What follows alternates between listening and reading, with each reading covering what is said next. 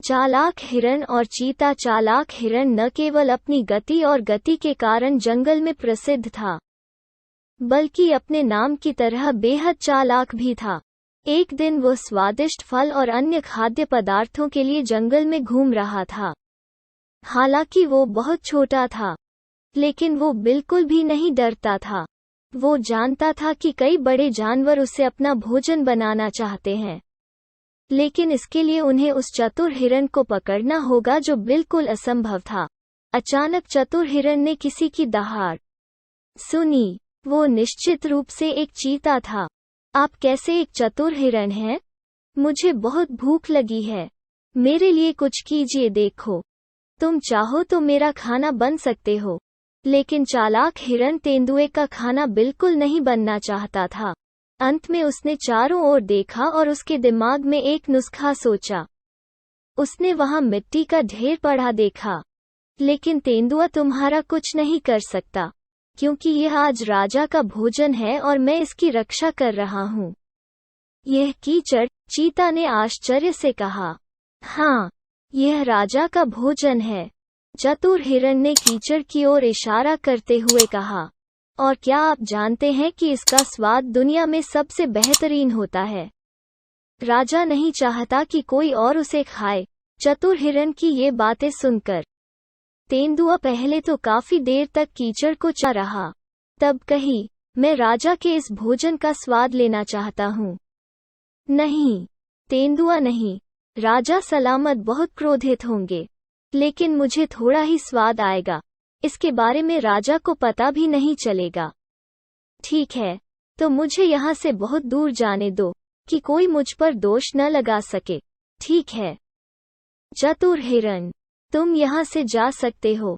उसके बाद जब तेंदुए ने कीचड़ से भरी उस कीचड़ को चखा तो आँख लगातार गुर्राता रहा। उसे धूर्त हिरण की इस हरकत पर बहुत बुरा लगा। उसने उसे दंडित करने का फैसला किया। वो जानता था कि यद्यपि चतुर हिरण बहुत तेज दौड़ता है, लेकिन उसकी गति उससे कहीं अधिक होती है। यह सोचकर उसने फिर से चालाक हिरण का पीछा किया। अंत में उसने चालाक हिरण को जाल में फंसा लिया। तुम चालाक हिरण ने मुझे एक बार फिर धोखा दिया है। अब तुम्हें मेरा भोजन बनना है। अब चालाक हिरण ने फिर इधर उधर देखा। उसने एक छत्ता देखा। उन्होंने कहा, लेकिन तेंदुआ, आज तुम्हारा भोजन नहीं हो सकता, क्योंकि राजा ने मुझे इस ढोल की रक्षा करने के लिए कहा है। राजा का ढोल? लेकिन यह कहाँ है? चीता ने आश्चर्य से पूछा। यह रहा, चालाक हिरण ने छत्ते की ओर इशारा करते हुए कहा। इस ढोल की आवाज पूरी दुनिया में सबसे अच्छी है। राजा नहीं चाहता कि कोई उसकी आवाज सुने। तभी तेंदुआ बोला, लेकिन मैं इस राजा के ढोल की थाप देखना चाहता हूँ। नहीं, तेंदुआ नहीं, राजा बहुत क्रोधित होगा। बस एक छोटी सी टक्कर, केवल एक बार, राजा को पता भी नहीं चलेगा। अच्छा, तो मुझे यहाँ से भाग जाने दो ताकि मुझ पर कोई दोष न लगे। अच्छा, चतुर हिरण, तुम भाग सकते हो। अब चतुर मृग को तुरंत चक्कर आ गए।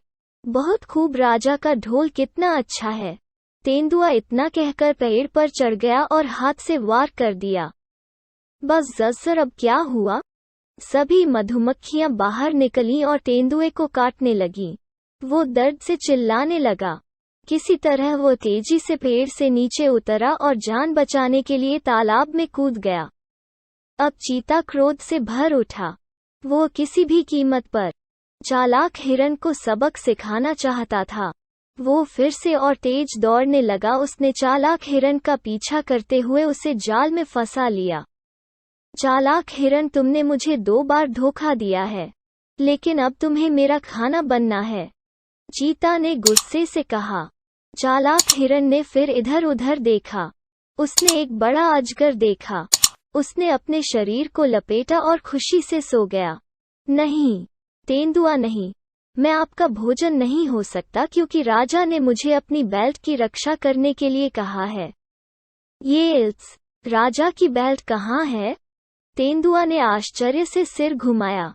वो बनी रही। चालाक हिरण ने अजगर की ओर इशारा किया। चीता उसके रंग बिरंगे शरीर को देखकर बहुत प्रभावित हुआ। देखो, होशियार हिरण, क्या मैं यह बेल्ट पहन सकता हूँ? नहीं, नहीं। अगर राजा सलामत को पता चलेगा कि किसी और ने उसकी बेल्ट पहनी है, तो वो बहुत क्रोधित होगा। सिर्फ एक बार, अच्छा, तो मुझे भाग जाने दे, कि मुझ पर दोष न लगे। फिर तेंदुए ने उसे हमेशा की तरह दौड़ने दिया। अरे वाह, राजा की बेल्ट! तेंदुआ ने यह कहा और झपट्टा मारकर अजगर को उठा लिया। अब वो खड़ा हुआ और गर्व से कमर में बेल्ट लपेट लिया। पहले तो अजगर समझ नहीं पाया कि क्या हो रहा है। फिर अचानक उसने अपना मुंह चौड़ा कर लिया। इतना बड़ा अजगर देखकर चीता डर गया और वहां से भाग गया। उसके बाद तेंदुए ने कभी भी हिरण को भूखी निगाहों से देखने की कोशिश नहीं की।